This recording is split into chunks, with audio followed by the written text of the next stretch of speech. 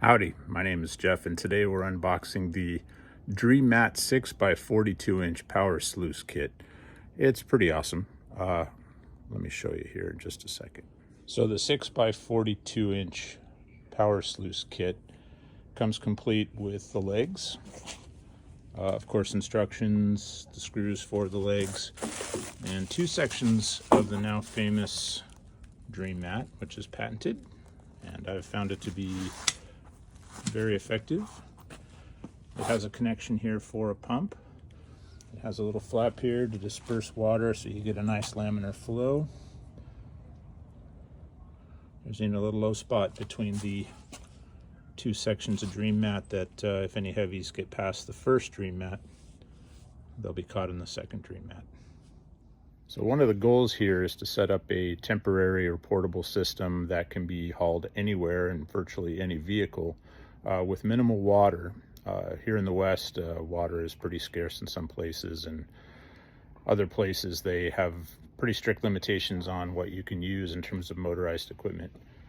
This particular setup here will allow me to go virtually anywhere with maybe 15 gallons of water, and if I set it up correctly, I should get a good day's use out of it.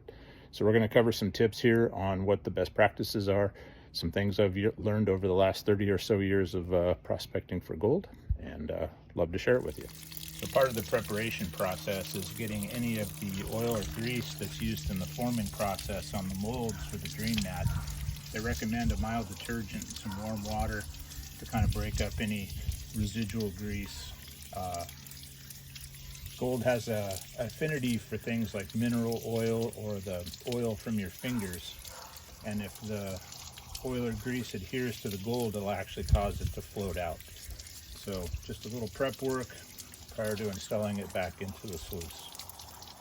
So as part of the setup, I'm working on some uneven ground here, so I've had to shim the legs with some bricks. I've reinstalled the Dream Mat. I'm using a 15-gallon tub. You can get these at any of your major retailers. They're pretty cheap. Part of setting up the sluice is you want to have equal laminar flow. Definitely want to make sure that you've got some levelness going across the mat. I've always found that to be key. I'll make an adjustment here. One of the things about the quality of this system is rather than using square tubular aluminum, Dave and his bunch have used solid core aluminum.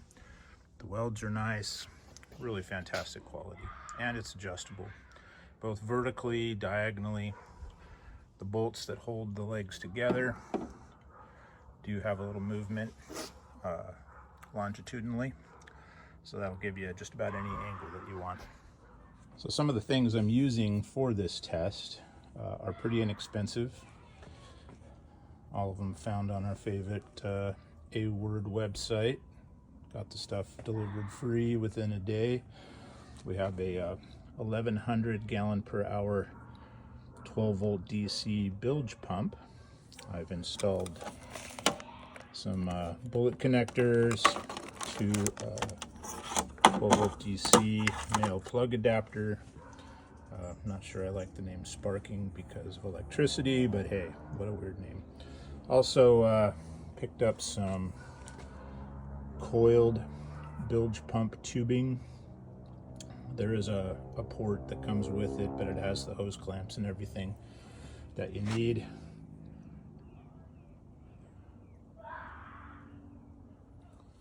All right, so I've got the tubing connected to the sluice. The connection off the sluice, I believe, is about a 1-inch connection. The tubing is 1 1/8 inches, so with a good hose clamp and some elbow grease, you can definitely get it secure.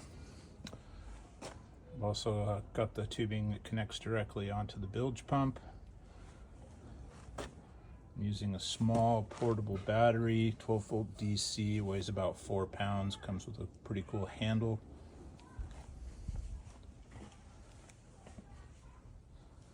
One thing I've learned, if you don't know already, it's a 5/16 nut driver for most hose clamps of this size. And if you've ever worked with wet hands against angular metal, it's always a good practice to put some vinyl electrical tape over the sharp pieces. Trust me, you'll thank me later. So one of the things I've learned over the years is not only does gold have an affinity for things like mineral oil or the oil on your finger that comes naturally, water has surface tension. That's how water striders walk on the water. One of the things that I like to use, or anybody should use really, is just a little bit of household dishwashing detergent. That'll break up the surface tension and prevent any gold from moving out of your sluice, but also give you a nice clean flow. You don't want to see any suds. You just want to have enough to break up the surface tension. Something an old prospector taught me in the old days is get yourself an old sock, something that's got some porosity to it, and then you're going to wrap your bilge pump in that sock. We're going to be sluicing that gravel down into the tub that we're recirculating the water from. So one of the things he also taught me is put a brick, something that'll raise the pump off the bottom. We want to make sure that we don't suck up any dirt or debris into our pump. The number one killer of pumps is abrasion. It eliminates the seals, you lose pumping power. These little bilge pumps are disposable anyway. I think I paid 11 or 12 bucks delivered for this 1100 gallon per hour unit. But a brick in the tub keeps the pump off the floor. We're going to run the material through. The turbidity that's a natural byproduct of running the material through the sluice is going to create a lot of turbidity, a lot of sediments and particles and suspension. The sock just acts as a filter. All right, so you'll notice that we have a little test run here. Checking out the flow, pretty even. There's a little bit of bubble from the detergent. Again, you don't want to see suds, you just want to break up the surface tension of the water. The little pump is quiet. The header box distributes the flow evenly. That's why we want to use the level. And that's where the magic happens. So in my travels, I've accumulated some concentrates, some test material that I've pulled out of different riverbeds, and it's not classified, but you can see what I was able to scrape off the bedrock was pretty fine-grained to begin with. So we're going to run a bucket of this and see what we come up with. So the nice thing about the dream mat is you don't have to pre-classify.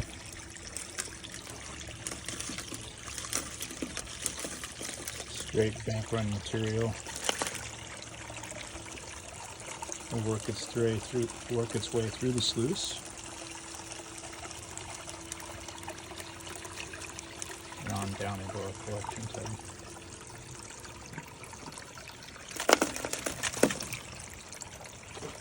As I'm test running this, I'm thinking maybe more pitch, maybe more flow, but for a portable situation, this is a good test run.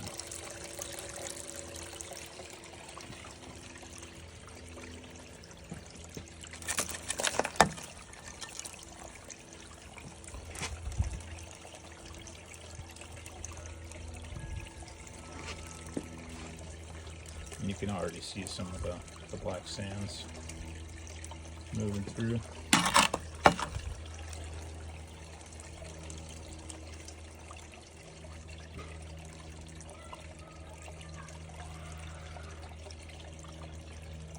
Losing some flow here.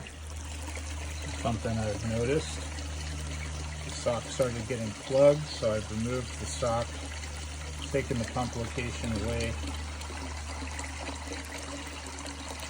from where the soils are accumulating, and the flow is substantially better.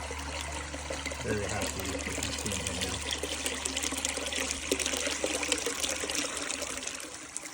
As an adaptation to using the sock as a filter, I was able to secure the pump off the bottom about midpoint in the bucket using a simple zip tie. The water is definitely increased in turbidity, as you would expect. The material is moving down through the sluice, and you can kind of see the action of the vortex.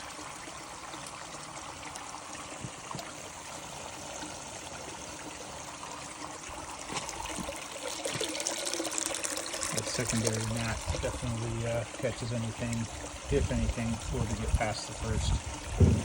I'm not seeing any pictures yet, but we're just getting started. So the feed rate with the green mat, at least the larger ones, can be pretty rapid.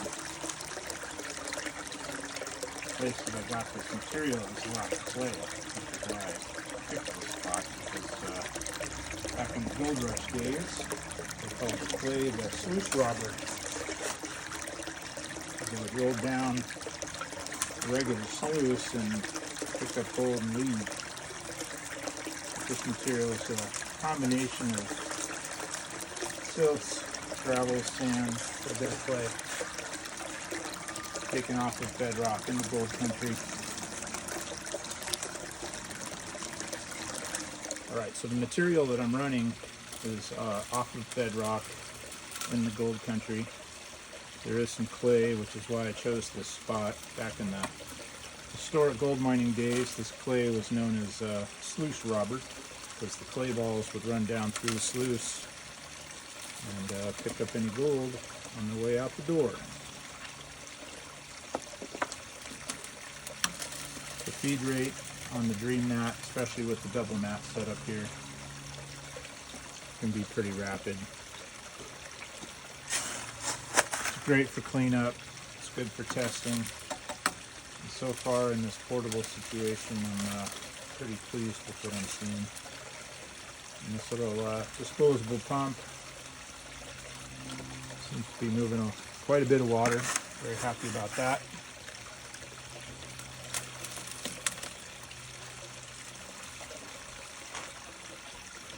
And you can see the material moving through. Here's a piece of that sluice robber clay. Break it up in the header box here.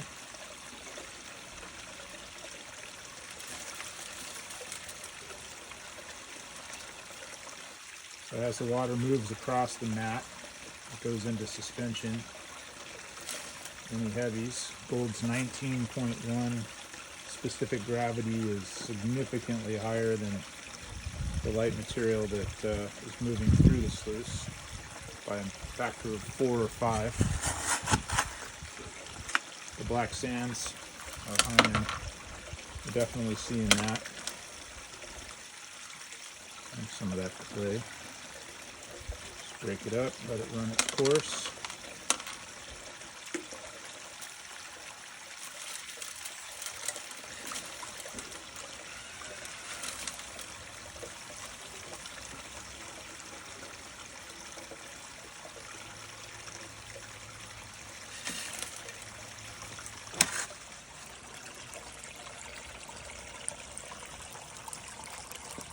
So the flow's still pretty good. A little 4-pound battery, still cranking out some juice. Has slowed down a little bit. There is some light material that has gotten in the intake of the pump, just some pine needles and grasses and things. So I've been cleaning those out. But so far we're a full bucket in, and still getting good flow. So one of the things that's kind of cool about finding these big chunks of clay, you can just run them, smash them up, run them through the header box.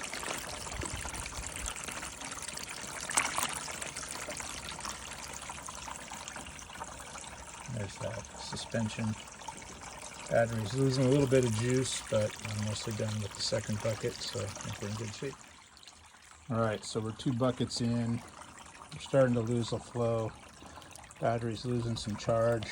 Barely displaced the water I had in the bucket. So again, from a recirculation standpoint, 15 gallons of water to start, 2 buckets of bank run material, and now just to make sure the pump's still clean, we'll run the sluice with some clean water. Working from home, I've got access to unlimited tap water.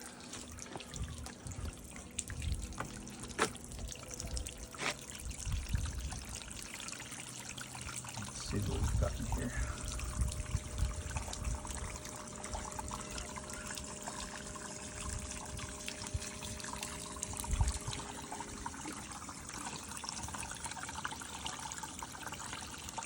This is good maintenance for the pump too. The fact that it's still running is a surprise to me, but pretty happy about that.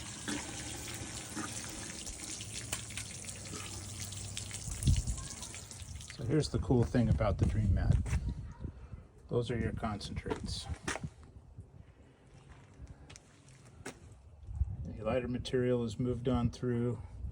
The residual black sand is an indicator that anything heavier than the black sand has been retained. So I'm going to start my cleanup with the secondary sluice mat first. So I've unscrewed the wing nut, slide the mat out.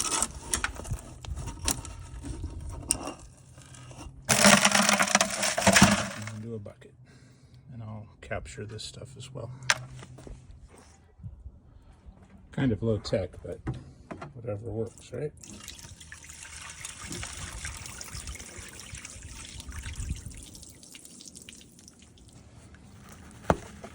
Alright, so I'm panning down the concentrates from the first mat.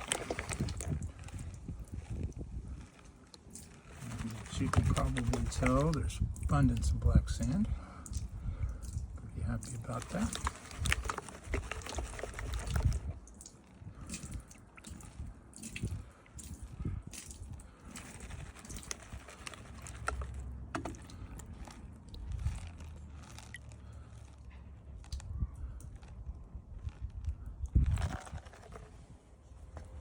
And the nice thing of working from home, cleanup's super easy.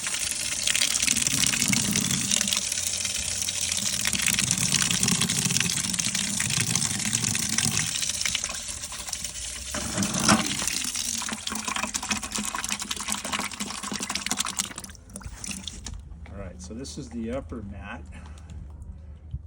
Panned off some of the lighter gravels, but part of the technique is you want to settle the black sand in. And just like waves on the beach, you want to get that lighter material off, give it a shake. Once you tilt the pan, you don't want to go horizontal again.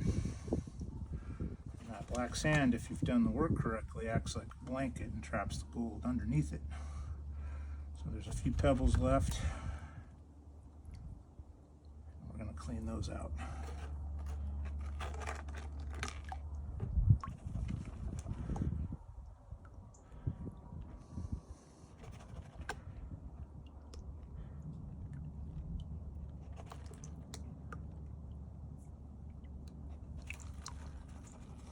Now for the reveal.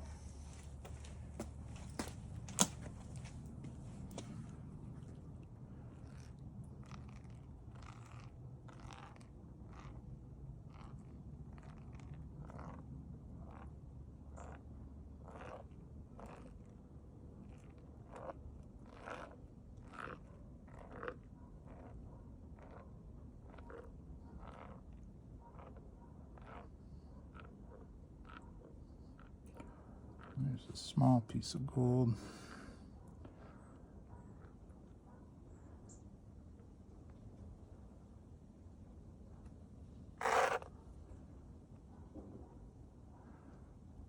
Lots of very fine gold.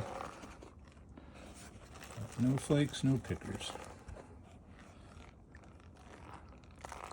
So the question is, would I go back to this spot? No. Is there gold present? There is, but it's microfine.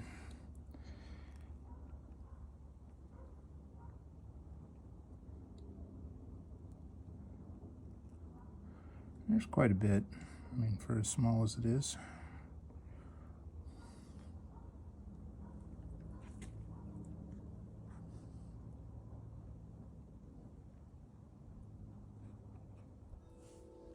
All right, we did find a few tiny specks. Nothing to retire on, but always good to see a little color in the pan. And given the size of those small pieces, it's Good indicator that Matt did what it was designed to do and catch fine gold. You all have a great day. Looking at the quality of the black sands retained. Small pieces of iron.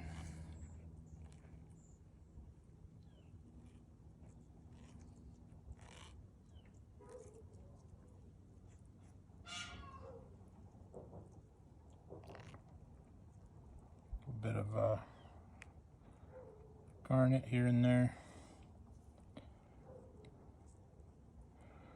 So for a test spot, not the most optimal in terms of gold availability, but the fact that there was a couple of small pieces in there is satisfying to me to know that the dream mat worked just right. Thank you.